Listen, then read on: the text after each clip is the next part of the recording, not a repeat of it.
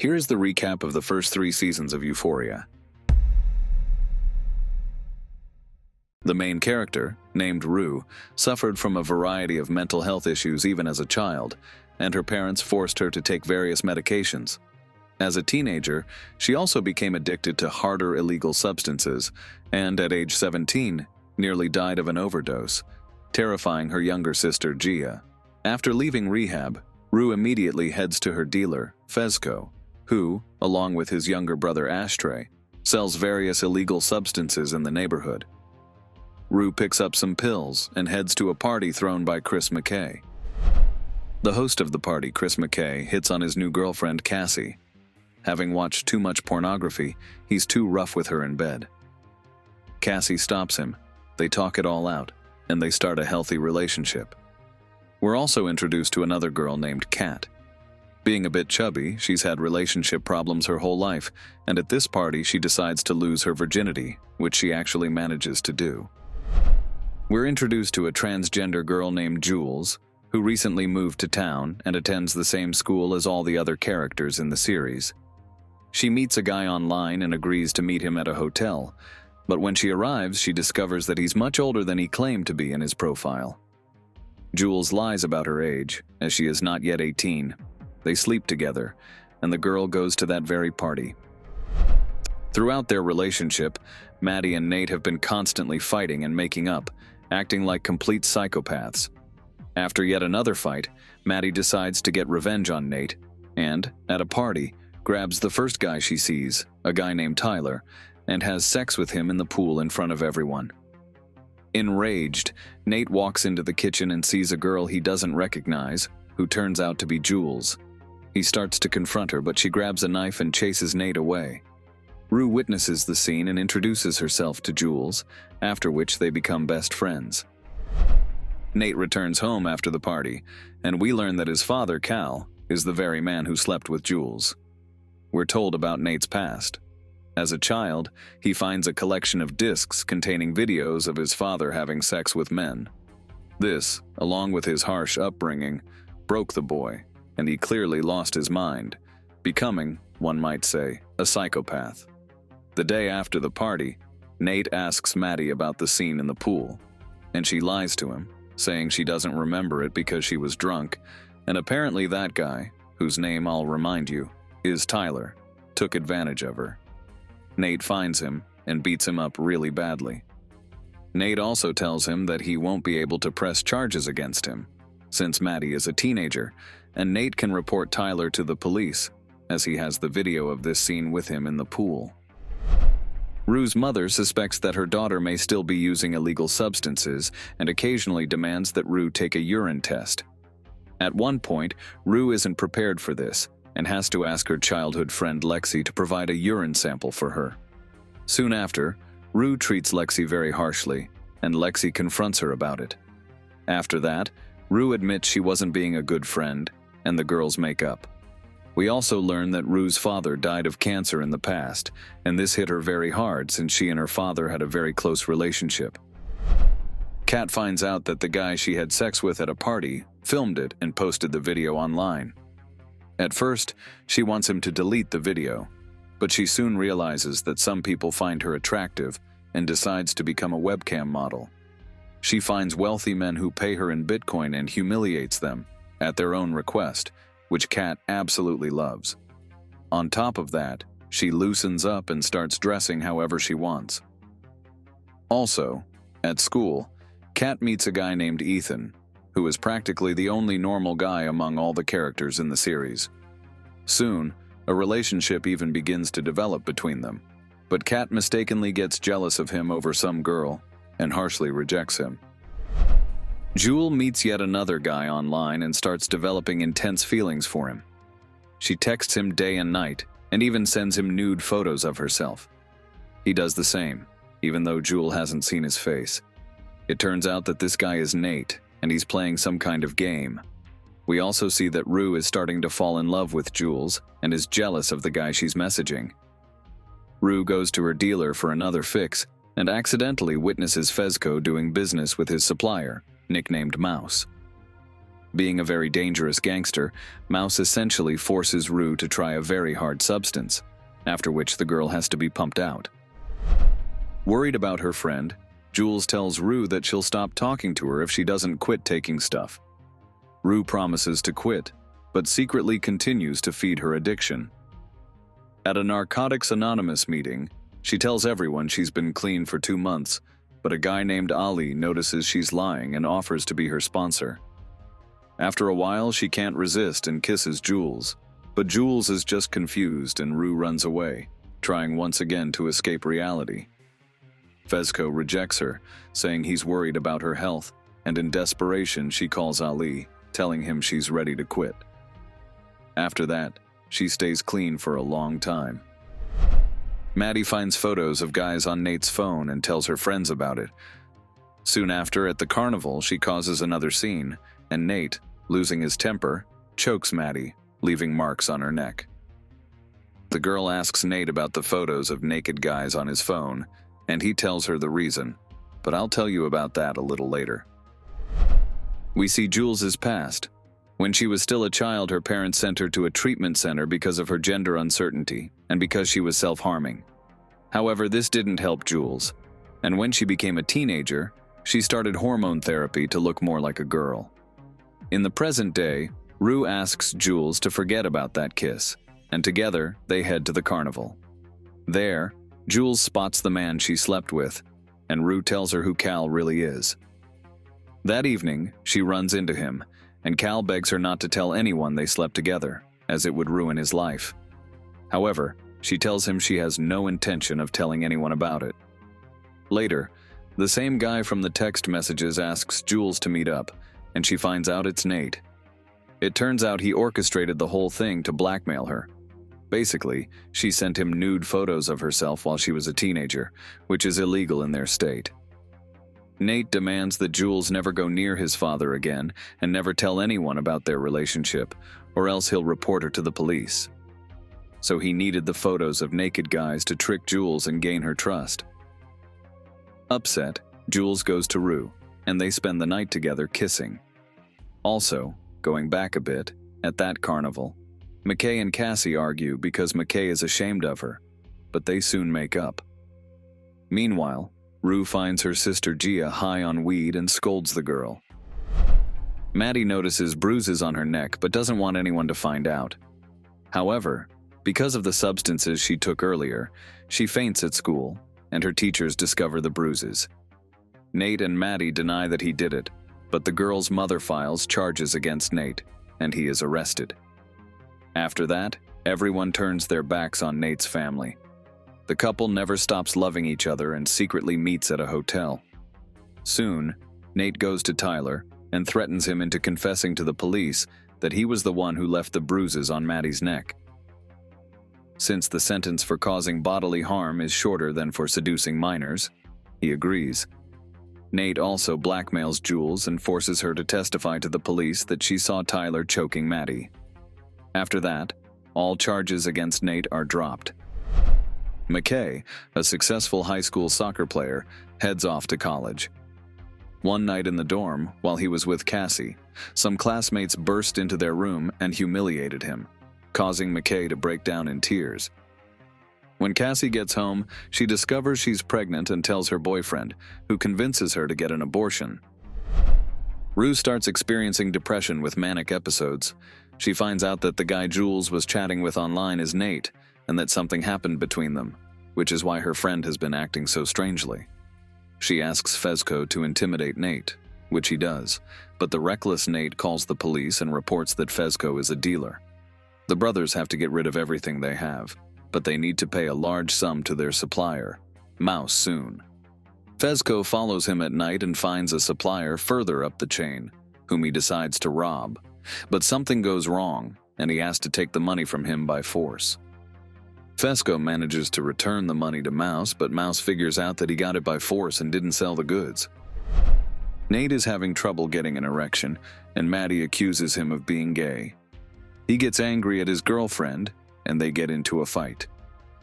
When Nate goes into the bathroom, Maddie steals a disc from him that apparently contains a recording of Nate's father and Jules having sex. However, by the end of the season, Nate and Maddie make up. We also see that Kat and Ethan work things out and start a romance. Rue meets her mom's new boyfriend and treats him rudely. Soon, due to depression, she starts having health problems and is taken to the hospital with a kidney infection. Meanwhile, Jules decides to go to another city to visit an old friend, where she meets Anna.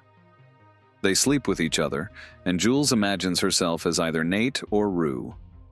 When Jules returns home, she tells Rue about her escapades, and Rue becomes jealous. At the graduation party, Rue suggests to Jules that they run away from home, move to another city, and live together. She agrees, and they pack their things and head to the train station. But at the last moment, Rue realizes that this is most likely a reckless and ill-considered decision, so she doesn't board the train, while Jules leaves town. In her grief, Rue takes some kind of pills, and her sober life comes to an end. There are also 2 other special episodes. In the first one, Rue and Ali talk at a diner, and he tries to convince her to quit. On top of that, he explains to Rue that she should focus on staying sober and not waste her energy on her relationship with Jules. In the second special episode, we learn Jules' story. She has moved to another city, where she's seeing a therapist. We find out that she's still in love with that same non-existent guy from her text messages with Nate. We also learn that she actually loves Rue and is terrified of the responsibility that if she ever leaves her or simply fails to keep up with her, Rue might die from another overdose. At the end of the episode, we see Jules returning home to her father, and Rue drops by to wish her friend a Merry Christmas before running off. This is the end of the first season. The drug dealer Mouse figures out that Fezco didn't get the money by selling his own stuff, and things start to heat up. That's when Ashtray shows up and beats Mouse to death with a hammer. We see flashbacks of Fezco's family. When he was still a child, he worked for his grandmother, who was a major drug dealer in the area. Soon, some junkie gave her son to her as collateral, but never came back for him. The grandmother decided to keep the boy, and Fezco named him Ashtray. After Mouse's death, Fezco, Ashtray, and Rue, who have tagged along with them, head to a higher-up dealer to pick up some goods. 2 of Fezco's acquaintances, Custer and Faye, also end up joining them. When they arrive, they're initially met with suspicion, but the head female drug dealer named Lori checks them out and hands the goods over to Fezco. Cassie, upset over her recent breakup with her boyfriend Mackie, is moping outside a store when she runs into Nate, who has also recently broken up with Maddie. The 2 chat in the car and fall in love with each other. They head to a New Year's Eve party, where they have slept together, and Maddie almost catches them. There, Rue confesses to Jules that she had a breakdown when Jules left her last season, and they make up. But Rue doesn't tell her friend that she's still using. At the party, Rue meets a guy named Elliot and gets high with him on various substances. She nearly has a heart attack, but he revives her, and after that, they become best friends. Meanwhile, Fezco meets Lexi and sparks fly between them. Soon after, he approaches Nate and brutally beats him up in front of everyone for ratting him out to the police last season. Nate's father tries to find out who beat up his son and eventually tracks down Fezco. Cal thinks he's trying to blackmail him and that his son was trying to protect his father, for which he paid the price. However, Fezco wasn't aware of the situation with Jules, and together with Ashtray, they intimidate Cal and drive him out of their house.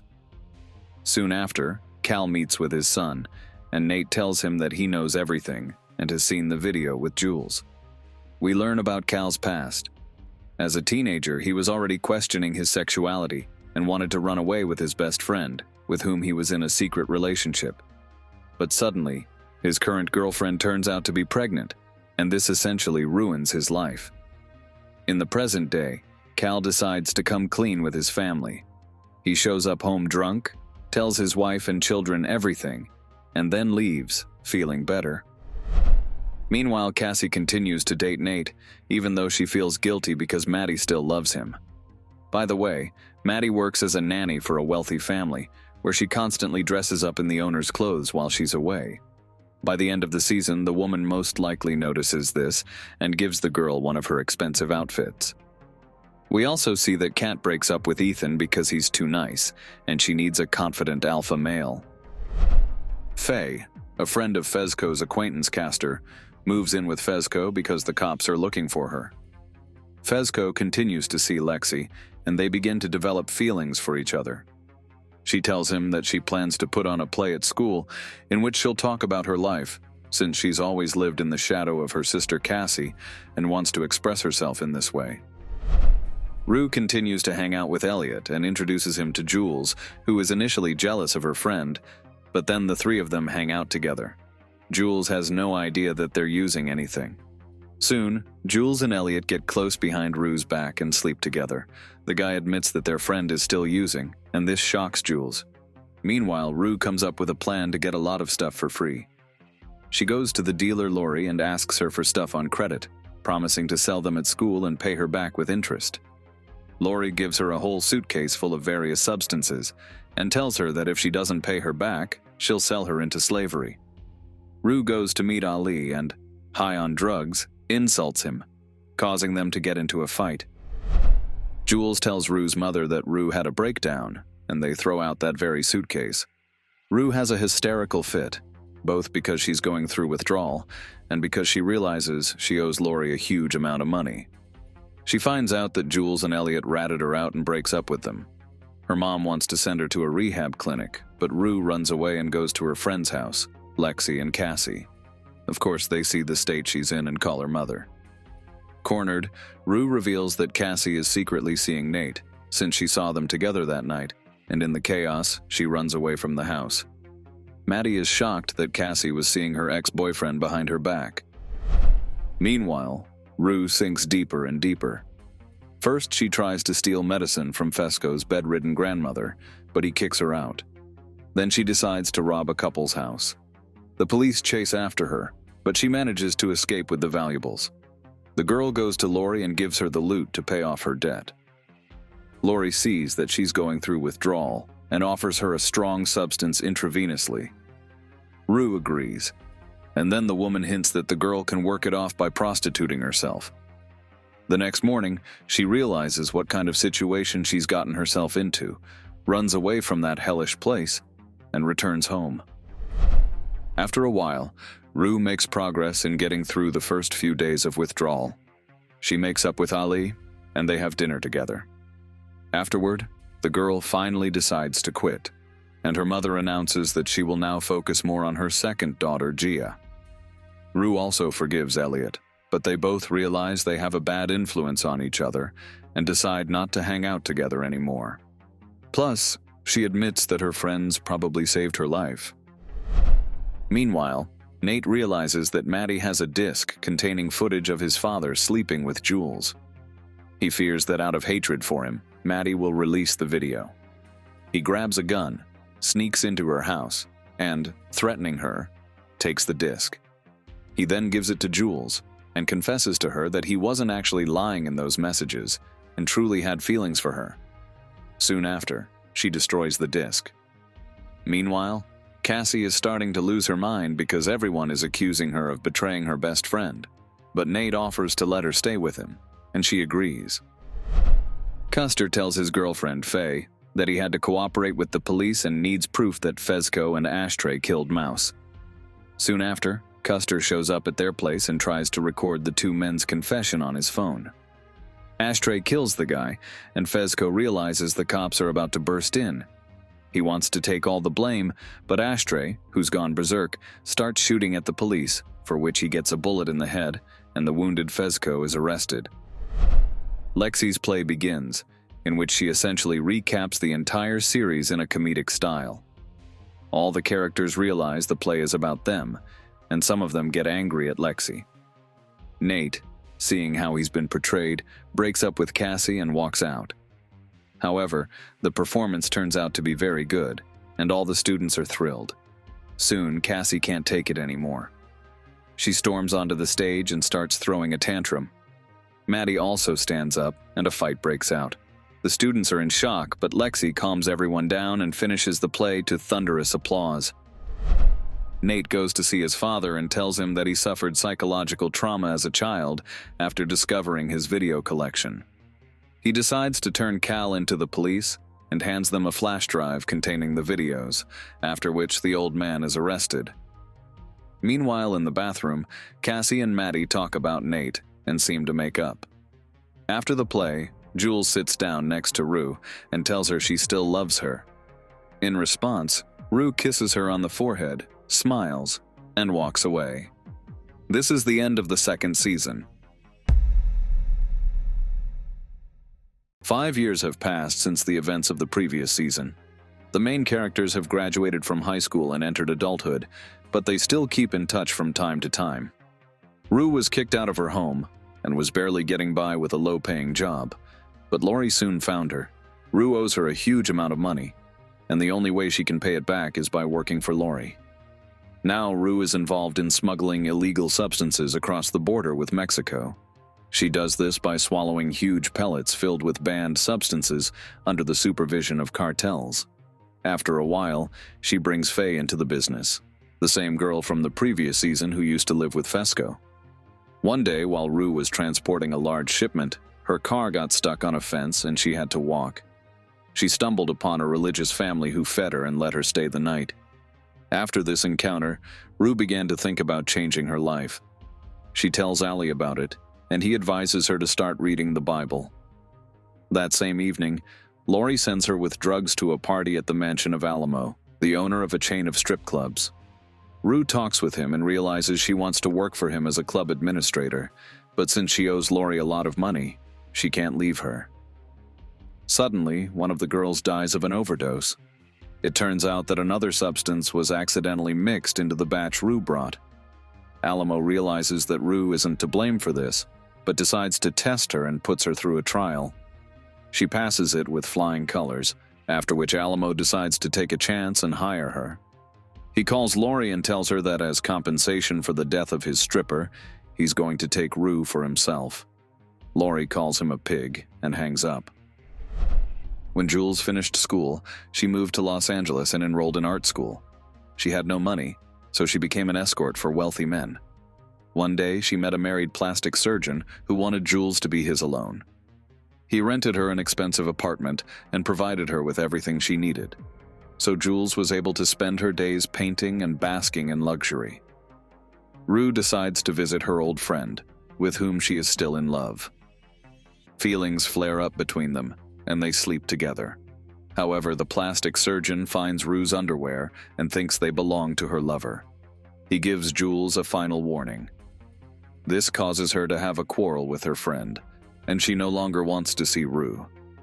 Meanwhile, Lexi, Cassie's sister, has made it in Hollywood, just as she always dreamed. She has become an assistant producer on a very successful TV series.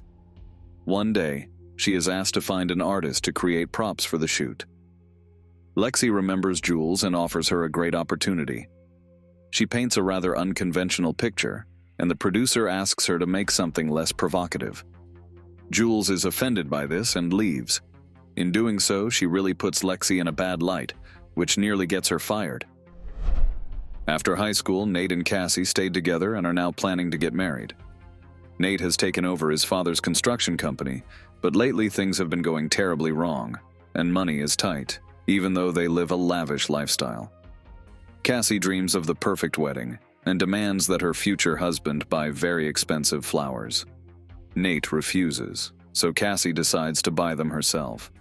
She heads to OnlyFans, where she posts nude and other photos for money.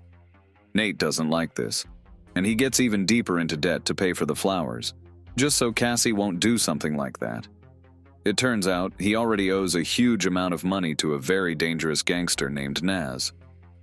The thing is, Nate invested all his savings in a construction project that local authorities have put on hold for an indefinite period. Naz has reminded him several times to pay back the money, but the Nate didn't take it as a threat. Then the gangster shows up at their wedding, and Cassie finds out that her husband has financial problems. That evening, Naz's thug bursts into their home. He beats Nate, cuts off one of his toes, and reminds him that he has little time left to pay back the debt. Cassie can no longer stay with her husband and moves to Los Angeles, where she relaunches her career on OnlyFans. Over the past 5 years, Maddie decided to pursue a career. She became a casting manager at a large agency, but that wasn't enough for her. One day, she met a very promising young woman and began promoting her on OnlyFans. However, Maddie's bosses found out about it and told her they would fire her if she didn't cut off all ties with that woman. Maddie had to comply, but a couple of years later, she learned that the woman had become incredibly popular and made millions selling spicy content. After that, Maddie realized she wouldn't let another opportunity like that slip away. Suddenly, Cassie, whom she hadn't seen since high school, reached out to her. She asked Maddie to help her promote her OnlyFans page.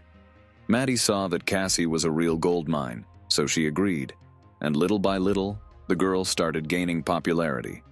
At Maddie's suggestion, she has to hang out and sleep with famous influencers, thereby promoting her profile. Alamo accidentally meets Maddie while she's having dinner with Rue. That's how he learns about the profitable business of OnlyFans. He offers her a partnership. He has attractive women willing to do anything for money, and she has experience in promoting. Maddie agrees and starts working with Alamo. Meanwhile, Cassie decides to dump Maddie, but the cunning girl won't let her do it. She signs a contract with her, then gives her the chance to appear in a TV series. It's actually the very same series where Lexi works. Surprisingly, Cassie passes the audition and is given a small role. But the producer liked her so much that they wanted to make her a regular character. The only condition is that she deletes her OnlyFans account. She agrees and deletes it, but it soon turns out that the studio never actually signed a contract with her. The thing is, the investors were against casting someone with that kind of reputation in the series. Maddie is mad at Cassie for deleting her account, but there's no turning back now. However, she manages to use a trick to bring Cassie closer to a very popular actor. They sleep together, and while he isn't looking, Cassie posts a photo of them together on his social media, promoting her new OnlyFans page. In this way, Cassie becomes incredibly famous overnight, and Maddie gets fired from her main job because of what she did. Nate still can't scrape together any money, and Cassie sometimes sends him a little to get by. Naz hasn't let up on him, and soon the thug comes after him again. He beats Nate up once more and cuts off one of his fingers. He then buries him in a coffin at his own construction site with a hole for ventilation. That same day, Naz visits Cassie. He tells her that if she doesn't pay up for her husband, she'll suffer herself and never see Nate again. Cassie calls Maddie since she doesn't have that kind of money, and Maddie asks Alamo for help. When they arrive at the meeting, Alamo kills Naz. But after digging up the coffin with Nate, it turns out he's already dead, since a snake had crawled inside earlier that day and bitten him. After that, Alamo tells Maddie that now she's in his debt. Meanwhile, Rue works for Alamo as an administrator. Her job is to supervise the strippers and sell illegal substances to club visitors. There she meets Angel, and they grow close. When Rue tells her the truth about the girl who died of an overdose, Angel falls into a depression and numbs the pain with various substances. Alamo notices this and asks Rue to take her to a rehab center. However, we realize that Angel has actually been sold into slavery. Meanwhile, Alamo is still angry at Lori for calling him a pig, so he orders his men to send a real pig to Lori's house. In response, she sends a live pig to Alamo's club, not understanding why he did that. All of this served as a catalyst for what could be called a war between them. Alamo sends Rue, along with his assistant named Bishop, to pick up the goods from Lori. But in reality, Bishop's task was to secretly poison the woman's beloved parrot, while Rue distracts everyone. On the way back, the police stop Rue's car and arrest her. It turns out they've been watching both Lori and her for a long time. They aren't particularly interested in her, so they offer a deal. If Rue helps them put Lori in jail, they won't prosecute her. The girl has no choice but to comply.